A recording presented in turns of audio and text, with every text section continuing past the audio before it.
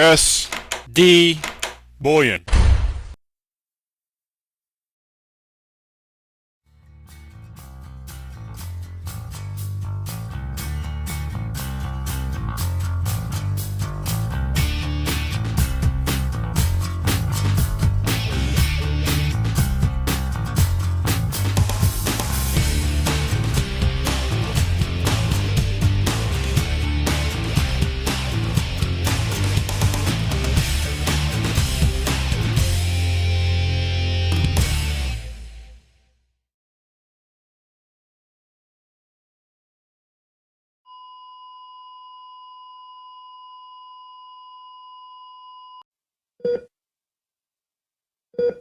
This is the Doc with SilverDoctors.com. Joining us tonight is Chris Duane of the Sons of Liberty Academy, Don't Tread on Me, and of course the author of the Silver Bullet, Silver Shield. Thanks for joining us, Chris. What's up, Doc? I've been meaning to say that for a long time. I'm glad we finally get to talk. You're not the first. I get that a lot. All right. Well, why don't we start off right away with your take on the precious metals market here, Chris. I'm sure you saw the U.S. Mint sold just about a record amount of gold eagles in November. Yep. The sales total was a little over 136,000 ounces, up nearly, I think it was close to five-fold year over year. We sold about another 3.2 million silver eagles last month as well. So Yep. What are your thoughts on the explosion in the gold sales? Is everyone panicking over Obama's re-election, kind of like the ammo sales and the upcoming fiscal cliff, or you think it's more to do with different national repatriation requests from gold, or what's your take on the recent explosion in the gold sales? Yeah, I mean, the thing that's most interesting to me is that the gold sales exploded the way they did and silver didn't. So you would tend to think that, if people were kind of hoarding mentality, that they would probably go towards silver and silver would outperform in physical terms over the gold. But the fact that it was so much gold in such a small little amount of time right after Obama gets reelected, and right on the heels of the German the Germans trying to figure out where their gold is, and all these other countries trying to figure out. It says to me that there's some big, heavy money players out there, multi-millionaire, maybe billionaire people who say, you know what, screw, I want physical, I want it in my hands. You and I both know that the gold buyer and the silver buyer is probably not the same guy. I think people who either get the silver story, tend not to buy gold, and people who get, want to buy gold don't buy silver. So this says to me it's a very high level people who probably know that the game is coming down, in my opinion, and want to secure their physical silver and don't want to deal with any of these, possibly rehypothecated, gold accounts or, all the GLD and all these other funds. And I just think it's an indication that we're nearing probably the end of the second phase of the big secular gold and silver bull market, where the large money, the big money, is starting to get into gold. Yeah, it's certainly not the average guys that we're dealing with and talking with who have a couple $100,000 and maybe $10,000 to throw around. Like, I think if you're buying that much gold at those kind of prices, we're at what, $17.50 an ounce, and they did, it's just a huge amount of money that went out there. So it says to me that there's some really big, heavy players out there who decide to go long gold, physical gold, and not bother with any of the paper derivatives of it. Like us, I think it's pretty well known that you're much more of a silver bull over the long term. So what's your outlook for silver over, say, the next 12 to 18 months? Oh, I'm 100% physically invested in silver. I don't know if anybody else has that claim. I've been that way for a very long time. I got into silver in 2005. I sold my house at the top of New Jersey's housing bubble. Literally bet the house on silver in '05 and been, up and down. I went through the 2008 collapse where it was down 60% and rode it all the way up last year. And the Silver Bullet, Silver Shield was basically the accumulation of all the learning material that I had been able to put together into one big format on why people should really only be considering silver. And the 30-second, rationalization of all the work that I did was I realized that all the paper markets out there, all the paper securities and assets, all have the fundamental problem of counterparty risk. There's the risk of the CEOs, there's the risk of the actual physical stock markets, there's the risk of the brokers who run the stocks, there's the risk of the currency that the stocks are denominated in, and it's not just stocks and bonds. It's your bank accounts, it's your 401ks, it's your pensions. Like literally every single paper asset out there has massive counterparty risk, and it's built up on this debt. So if you can't realistically invest in paper, what else do you do? Well, you got commodities. Well, most of the commodities have physical storage issues or degradation. It's try buying $30,000 worth of pork bellies or oil or cotton or stuff. Like, what do you do with that? So that leads people to precious metals. And to me, the clear choice between gold and silver is, right now we're trading at a 1 to 51 gold to silver ratio. For every 1 ounce of gold, you can buy 51 ounces of silver. And, historically, it's been 1 to 16, 1 to 12. And that was because that's what the natural ratio was. That's what, for every 1 ounce of gold that was found in, 400 years ago, there were 16 ounces of silver. Well, now that the silver is usually mined as a byproduct and at lower grades, the silver is depleted so much so that modern times, the natural gold to silver ratio that it comes out of the ground is 1 to 9.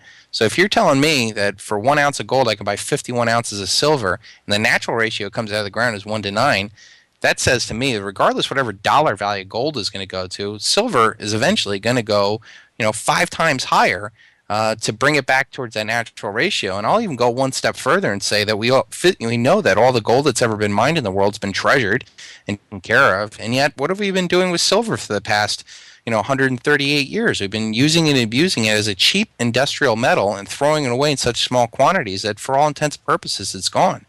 So I make the claim that eventually we're going to get below that 1 to 9 gold to silver ratio, and I think we can make a strong case for a 1 to 1.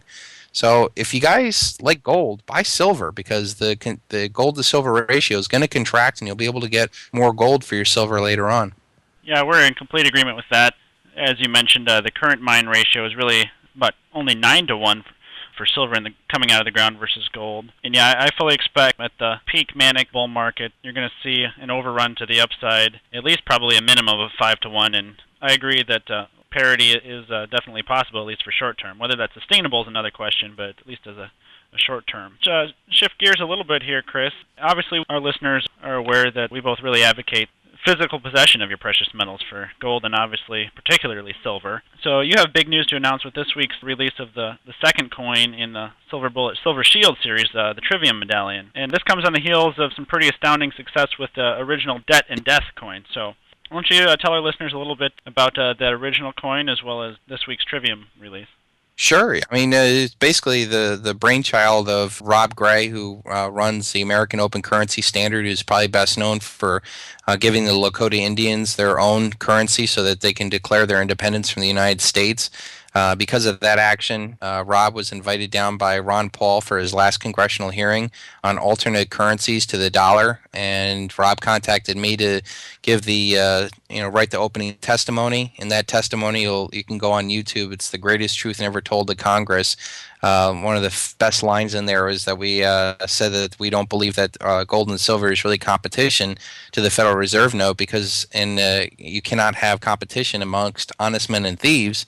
And Rob went on to say, and when I say thieves, I specifically mean the privately held Federal Reserve and the men in Congress that allow it to exist. So when we said that, one of the congressmen actually upped and left the hearing, so we can take claim to that. But after that little drive down to Washington, D.C., Rob says that, hey, I make coins and ideas, let's make some coins together. So that's what we went. And I started off with the Rothschild Debt and Death coin. Pretty big success, I guess. I mean, we did close to 53,000 ounces, I think, that we actually sold over the 2 months that we had it up there. And we had a tremendous amount of, troubles, getting it produced, and PayPal shut us down with $250,000 held in an account, all sorts of drama. So anyways, we worked through all that. We're almost finally done with that, so much so that we're ready to launch the Trivium coin.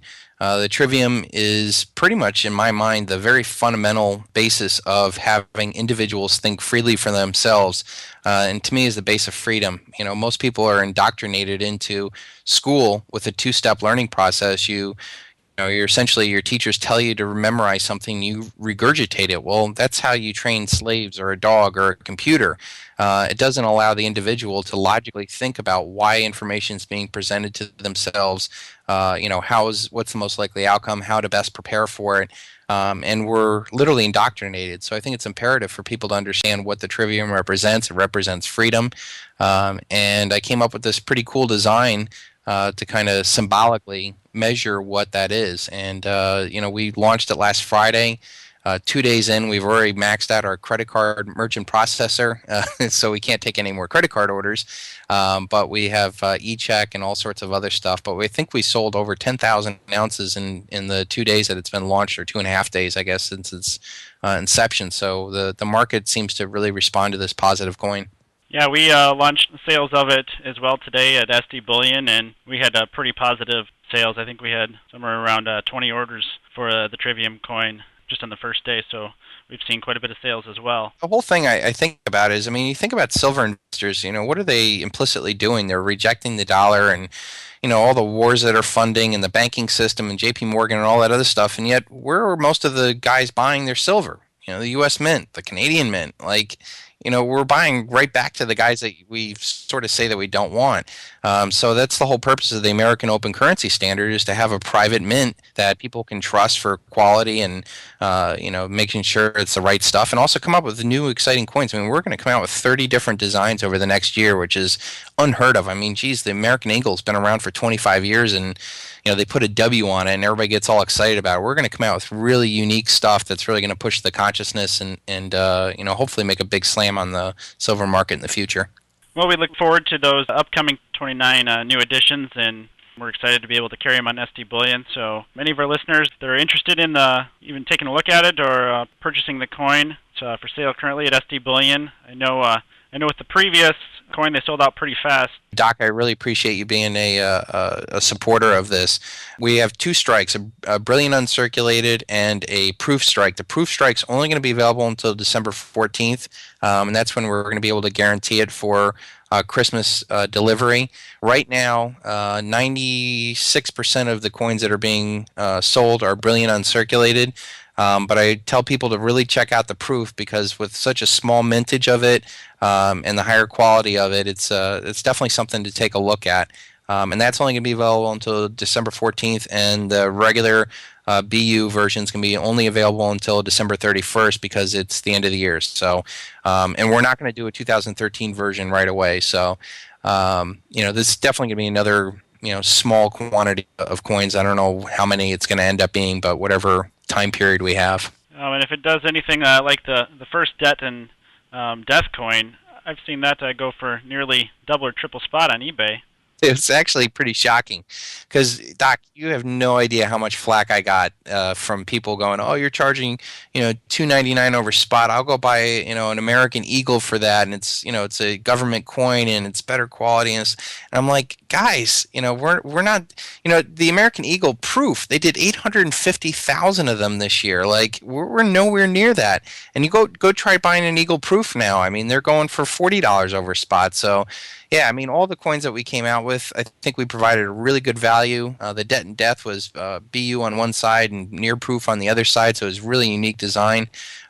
Trivium, I think, is a real positive message, so I think that's going to have a great value. But yeah, I mean, they're doing double spot on eBay. I mean, geez, you could buy one of my coins, sell them, and buy two Eagles later. I mean, what's better than that? Or you could just buy them now so you can get them at the silver price. All right, great to have you here tonight, Chris. And we'll look forward to talking to you again soon. Yeah, it's really good to talk to you. I go to SilverDoctors every day. I mean, you're definitely one of my top 5 sites to go to. You guys are doing an awesome job over there. Support, that you guys have your own store. And I try to tell, I was talking to other people about it. You got to support guys like Doc and I, because we're actually we did a lot of heavy lifting out there trying to educate people about it. So instead of going to these major sites who, quite honestly, folks, these guys, these major chains, a lot of them really don't care about silver. They don't get the silver story. They're doing it for dollars. But, guys like, Doc and I are out there really doing all the heavy lifting out there. So appreciate, any business you can send our way, and it only helps the cause. So thanks a lot, Doc, for having me on. Exactly. It's our pleasure. We'll talk to you